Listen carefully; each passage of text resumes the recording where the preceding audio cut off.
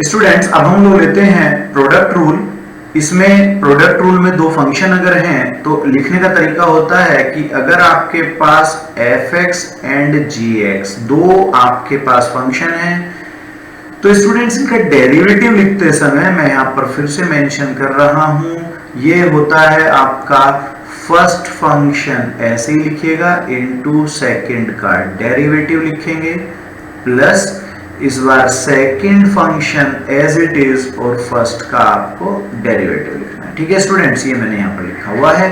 ठीक है, चलिएगा। अब है ये क्वोशिएंट रूल या डिवाइड रूल कह दीजिए। जब आपके पास fx अपॉन gx की सिचुएशन होगी जैसा कि यहां लिखा हुआ है तो डिनोमिनेटर पार्ट का स्क्वायर कीजिएगा, डिनोमिनेटर इनटू न्यूमरेटर का डेरिवेटिव, फिर आपकी बार न्यूमरेटर ऐसे रहेगा और डिनोमिनेटर का प्रोडक्ट में डेरिवेटिव आएगा। ठीक है, इस चीज को आप ऐसे समझ लीजिए कि नीचे वाला पार्ट देखो, नीचे वाला पार्ट इनटू ऊपर का डेरिवेटिव माइनस ऊपर वाला पार्ट इनटू नीचे वाले पार्ट का डेरिवेटिव। ये स्टूडेंट्स डैश लगा हुआ है यानी कि ये डेरिवेटिव फॉर्म है। ओके, एक होता है चेन रूल स्टूडेंट्स, ये हम ऊपर पढ़ के आ चुके हैं लेकिन फिर से मैं डिस्कस कर रहा हूं यहां पर, इन पे क्वेश्चन फिर से लगाएंगे हम लोग। ये है एक बाहर फंक्शन है, उसके अंदर जो x की टर्म्स लिखी हुई हैं वो भी एक फंक्शन की फॉर्म में लिखी हुई हैं, तो उस समय आप बाहर वाले पार्ट का डेरिवेटिव कीजिए, इनटू में अंदर वाले पार्ट का भी आप डेरिवेटिव लिख लीजिए, इसे बोलते हैं चेन रूल। ठीक है स्टूडेंट्स, चलो अब हम एग्जांपल लेते हैं। यहां पर ये आपके पास एक फंक्शन ये रहा और दूसरा ये रहा, दो फंक्शन प्रोडक्ट में है, तो हम कौन सा रूल लगाएंगे स्टूडेंट्स? प्रोडक्ट रूल लगाएंगे। ओके, प्रोडक्ट रूल में क्या करते हैं, देखो first function as it is ये रहा ऐसे के ऐसे ही, इसका डेरिवेटिव, तो स्टूडेंट्स x पावर n का डेरिवेटिव हमने क्या पढ़ा था, n x पावर में n-1 आता है। ठीक है, तो देखो इसकी पावर ये आगे आ गई, ये रहा और एक पावर कम कर दी। फिर स्टूडेंट्स जिस चीज को हम x मानते हैं, यहाँ चेन रूल है मेरे पास, उसका डेरिवेटिव यानी कि इस पार्ट का डेरिवेटिव आपका c आएगा, जो कि मैंने यहां मल्टीप्लाई में लिख दिया। ठीक है स्टूडेंट्स, अब हम लोग लेते हैं सेकंड पार्ट और फर्स्ट का डेरिवेटिव a आ जाएगा, इसका डेरिवेटिव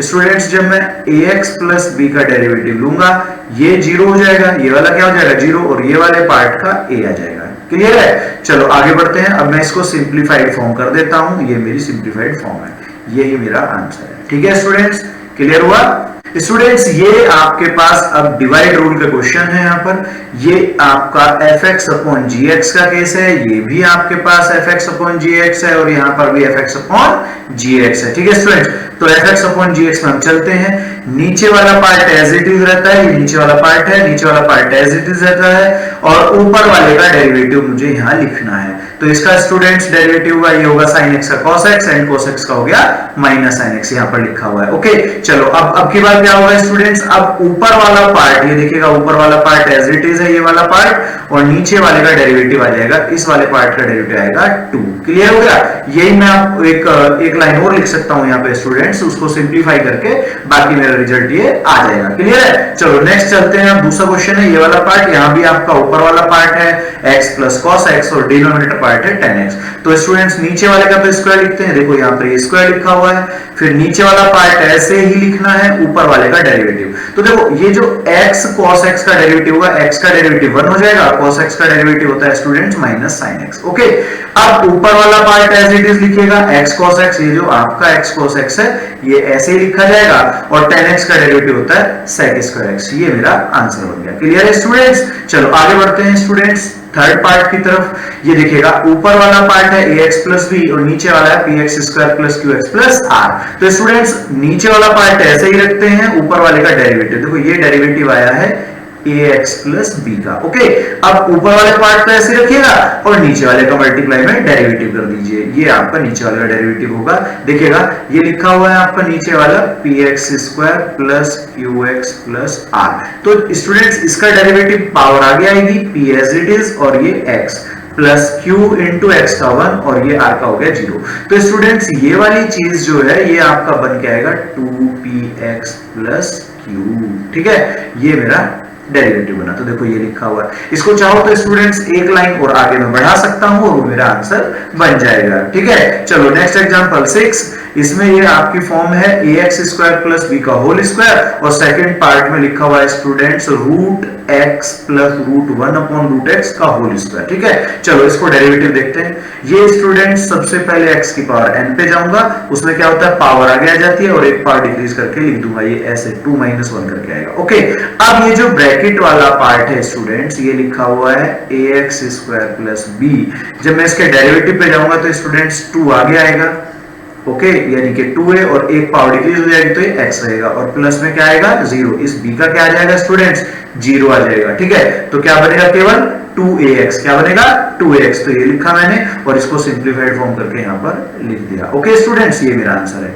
अब देखते हैं स्टूडेंट्स, ये जो b पार्ट था y इक्वल टू इस तरह से लिखा हुआ था, इसका मैंने स्क्वायर खोला। स्क्वायर स्टूडेंट्स कैसे खुलेगा, a प्लस b का होल स्क्वायर, मुझे मालूम है स्टूडेंट्स, मैं पढ़ के आया हूं पहली क्लासेस से, जो शुरू में क्लासेस है मेरी 9th 10th वगैरह, तो a square plus b square plus 2ab, ये पहले वाली क्लासेस जो थी 8th 9th 10th में हम लोग ये स्टूडेंट्स काफी ज्यादा पढ़ के आए हैं। ओके, अब मैं इसको डेरिवेटिव फॉर्म पे जाता हूं। इसका डेरिवेटिव देखो, x का डेरिवेटिव हो जाएगा स्टूडेंट्स 1, और 1 अपॉन x का होता है -1 अपॉन x स्क्वायर, तो ये मेरा डायरेक्ट ही आंसर आ जाएगा। ठीक है स्टूडेंट्स, ओके स्टूडेंट्स, अब हमारा है example 7, first part y equal to x sin x plus 10x। ठीक है स्टूडेंट्स, ऐसे ही मेरे पास सेकंड पार्ट लिखा हुआ है, फिर मेरा थर्ड पार्ट है, 4 पार्ट, इस तरह से मेरे यहाँ पर 5 पार्ट है। ठीक है, चलो पहले वाले को लेते हैं। इसमें स्टूडेंट्स यहाँ पर 2 चीजें प्रोडक्ट में, तो कैसे लिखते थे देखो, first part as it is लिखना होता था, सेकंड का डेरिवेटिव, तो sin x का डेरिवेटिव क्या आएगा स्टूडेंट्स cos x आएगा। फिर आप सेकंड पार्ट ऐसे ही लिखिएगा sin x को, और x का डेरिवेटिव स्टूडेंट्स होता है 1, क्या होता है 1, तो ये मेरा sin x आएगा, और यहाँ पर 10 आपका x का डेरिवेटिव 1, तो ये 10 बचेगा। ठीक है, तो ये मेरा रिजल्ट आ गया। ओके, चलो बी पार्ट पे चलते हैं, x स्क्वायर log x, तो students x square as it is, पहले पार्ट को ऐसे लिखेंगे, सेकंड का log x का डेरिवेटिव होता है 1 अपॉन x प्लस, अब log x को आप ऐसे ही लिखिएगा इनटू में, अब आपको क्या करना है x स्क्वायर का डेरिवेटिव लिखना है 2x, तो ये चीजें आप ध्यान से देखिएगा, ये लिखी हुई है और ये वाला पार्ट स्टूडेंट्स यहाँ लिखा हुआ है। फिर आप आइए इसमें स्टूडेंट्स x पावर में -3 है, तो ये क्या होता है डेरिवेटिव -3 आ जाएगा और एक पावर डिक्रीज होकर के -4 दे देगा मुझे, तो यहाँ पर ये मैंने प्रोडक्ट करके डायरेक्टली लिख दिया। तो इस तरह से मेरा क्या है स्टूडेंट्स, ये मेरा रिजल्ट बना, सिंप्लीफाइड फॉर्म है।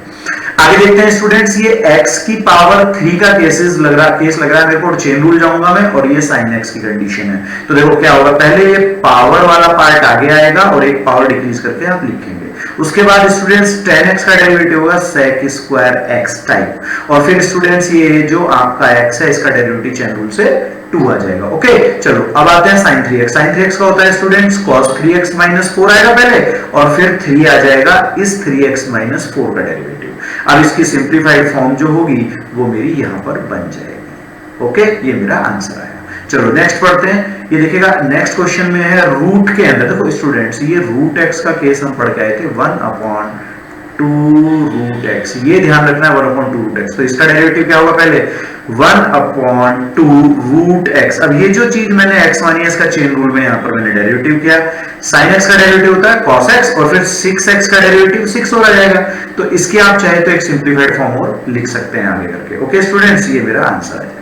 ओके, चलो नीचे चलते हैं, ये फिर से आपका रूट x का केस है, तो फॉर्मूला तो यही लगने वाला है, तो देखो ये लगाया मैंने 1/2 रूट x। फिर स्टूडेंट्स ये जो पार्ट है इसका डेरिवेटिव क्या होगा, cos x का होता है -sin x, फिर इस पे आ जाते हैं चेन रूल से, तो ये आपका log x का होता है 1/x, और इसका डेरिवेटिव हो जाएगा 0, तो ये आप चाहे तो और सिंप्लीफाइड फॉर्म करके लिख दीजिए, ये मेरा आंसर। ठीक है स्टूडेंट्स, कैलकुलेशन ध्यान से करनी है। ओके।